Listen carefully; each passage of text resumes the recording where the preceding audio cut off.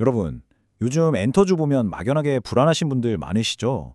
그런데 사실 그 공포라는 장막을 살짝만 걷어내면요. 서구권 수요 폭발이라는 엄청난 성장 로드맵이 완벽하게 숨어 있습니다. 자, 바로 본론으로 들어가서 왜 이 우려가 가득한 지금이 오히려 2026년 주가 상승, 그 거대한 기회를 잡을 타이밍인지 아주 속 시원하게 파헤쳐 보겠습니다. 오늘 우리가 살펴볼 핵심 내용 딱 이 한 문장으로 정리됩니다. 엔터주, 지금이 역사적 저점이다. 하지만 북미 투어와 현지화 IP가 2026년 주가 재평가를 이끌 것이다. 네, 들으신 그대로입니다. 시장의 패닉을 철저하게 데이터에 기반한 2026년의 비전으로 싹 바꿔드릴게요. 이 수치 한번 보시겠어요? 주요 엔터 4사의 12개월 선행 주가 수익 비율, 그러니까 PER이 무려 22배 수준까지 떨어졌습니다. 이게 무슨 의미냐고요? 2020년 이후 말 그대로 역사적 저점이라는 뜻입니다. 과거에도 이런 비슷한 하락 구간은 있었어요. 메가 IP들이 좀 쉰다거나 할 때 말이죠. 하지만 지금은 다릅니다. 실적 자체가 아주 탄탄하게 버텨주고 있거든요. 그러니까 더 떨어질 일, 즉 하방 리스크는 꽉 막혀 있고 오히려 지금이 아주 매력적인 재진입 타이밍이라는 걸 데이터가 증명하는 거죠. 여기서 증권사 리포트 단골 손님인 밸류에이션 리레이팅, 즉 주가 재평가라는 말 짚고 넘어가죠. 이거 전혀 어려운 개념이 아닙니다. 동네에서 장사 잘 되던 국밥집이 어느 날 갑자기 미슐랭 3스타를 딱 받았다고 생각해 보세요. 그럼 어떻게 될까요? 메뉴 가격을 확 올려도 사람들이 줄을 서서 먹겠죠? 기업도 똑같습니다. 돈을 벌어들이는 체급 자체가 완전히 달라졌다는 걸 직면해내면 시장은 앞다투어 더 비싼 프리미엄을 주고서라도 그 주식을 사려고 하는 겁니다. 자, 그럼 이 미슐랭 3스타를 받는 과정 도대체 어떻게 진행될까요? 딱 5단계로 나뉩니다. 첫째, 북미의 작은 홀에서 초기 수요를 싹 테스트해봅니다. 둘째, 반응이 오네? 그럼 아레나급으로 덩치를 키우죠. 셋째, 이 과정에서 가볍게 좋아하던 팬들이 아주 찐팬, 즉 코어 팬덤으로 진화합니다. 넷째, 드디어 꿈의 무대인 스타디움에 입성하고요. 마지막 다섯째, 회당 관객 수가 그야말로 폭발하면서 기업의 이익률이 퀀텀 점프를 하게 되는 겁니다. 정말 깔끔하죠? 그렇다면 여기서 질문 하나. 왜 다들 북미 하는 뭘까요? 왜 북미 투어가 엔터사 수익을 폭발시키는 궁극의 치트키일까요? 비교를 해보자면 아시아 투어는 갈 수 있는 도시가 좀 한정적이에요. 투어 횟수를 늘리는데 뚜렷한 한계가 있죠. 반면에 북미는요, 단일 국가인데도 수십 개의 도시를 돌 수 있습니다. 게다가 1만 5천 명에서 2만 명씩 들어가는 대형 아레나도 널려 있고요. 회당 모객 수나 티켓 마진 측면에서 아예 체급이 다른 게임을 할 수 있다는 뜻입니다. 숫자 하나 보여드릴게요. 270만. 정말 어마어마한 숫자죠. 이게 뭘까요? 바로 스트레이키즈의 다가올 투어에서 예상되는 총 관객 수입니다. 예전에는 평균 50회 정도 투어를 돌았는데 이제는 60회 이상으로 확 늘어났고요. 특히 북미와 서구권의 아레나, 스타디움 공연이 늘어나니까 한 번 공연할 때마다 들어오는 평균 모객 수 자체가 달라지는 겁니다. 서구권 수요가 얼마나 폭발적으로 늘고 있는지 이 숫자 하나가 다 말해주고 있죠.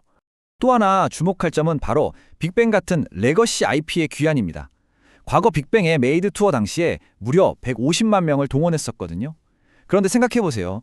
그 시절과 비교해서 지금 K-팝 시장의 기초 체력, 글로벌 팬덤의 규모는 비교도 안 될 만큼 커졌습니다. 만약 빅뱅이 20주년을 맞아 이 팽창된 시장에 복귀한다면요. 모객수 상승폭이 얼마나 파괴적일지 상상조차 하기 힘들 정도의 엄청난 잠재력을 가지고 있는 겁니다. 그래서 우리가 주요 엔터사들의 핵심 IP들이 지금 투어 성장 사다리에 어느 칸에 서 있는지 매핑을 좀 해봤습니다. 하이브는 이미 스타디움급 IP를 쥐고 있고요. JYP는 앞서 말씀드린 스키즈를 필두로 스타디움 확장 초입에 섰습니다. SM의 NCT 드림이나 에스파는 아레나 투어를 아주 안정적으로 도는 단계에 진입했죠. 이게 왜 중요하냐고요? 이 아티스트들이 다음 단계, 다음 사다리로 한 칸 올라갈 때마다 회사의 매출이 폭발적으로 도약한다는 걸 우리가 정확히 예측할 수 있기 때문입니다. 자, 이제 밸류에이션 리레이팅을 이끌 가장 강력하고 새로운 무기 하나를 소개할게요. 바로 현지화 IP입니다.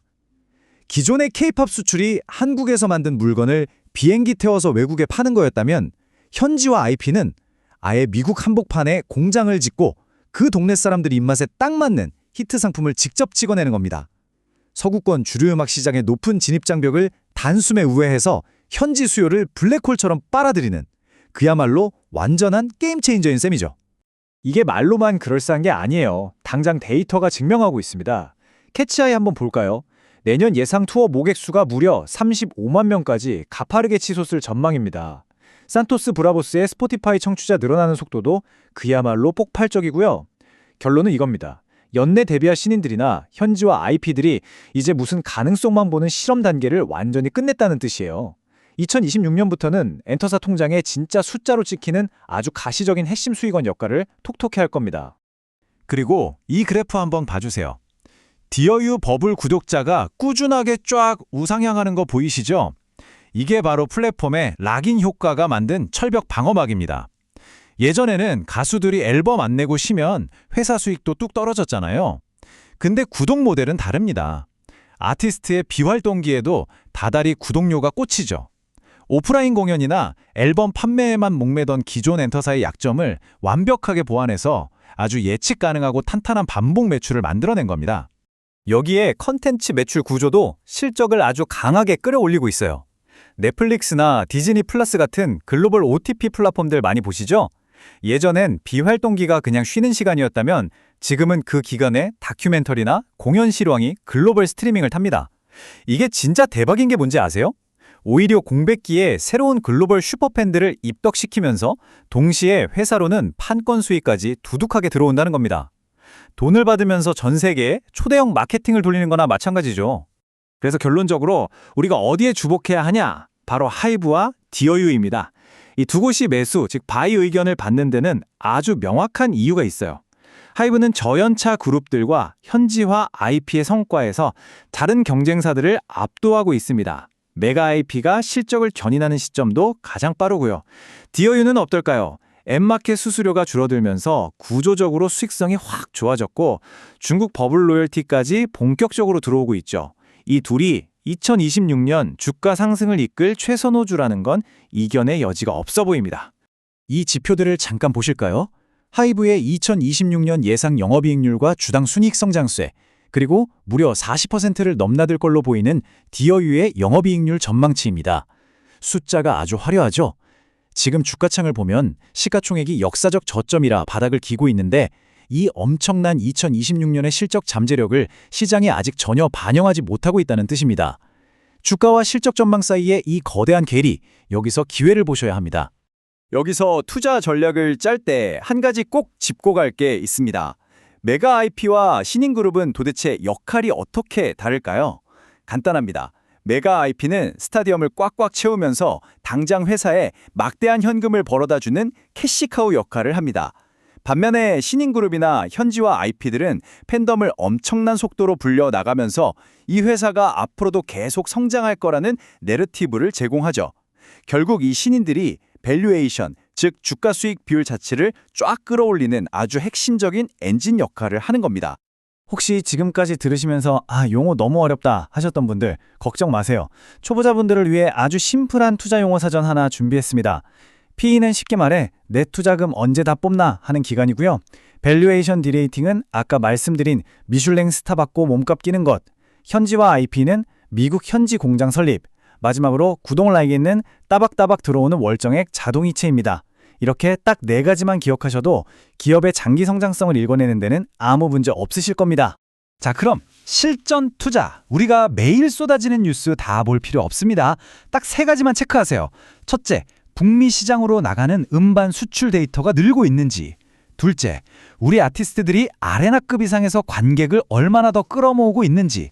셋째, 팬덤 플랫폼 구독자들이 이탈 안 하고 잘 유지되는지. 이 핵심 지표 3가지만 꾸준히 추적하셔도 주가가 튀어오를 변곡점을 남들보다 한 발 앞서서 딱 잡아내실 수 있습니다.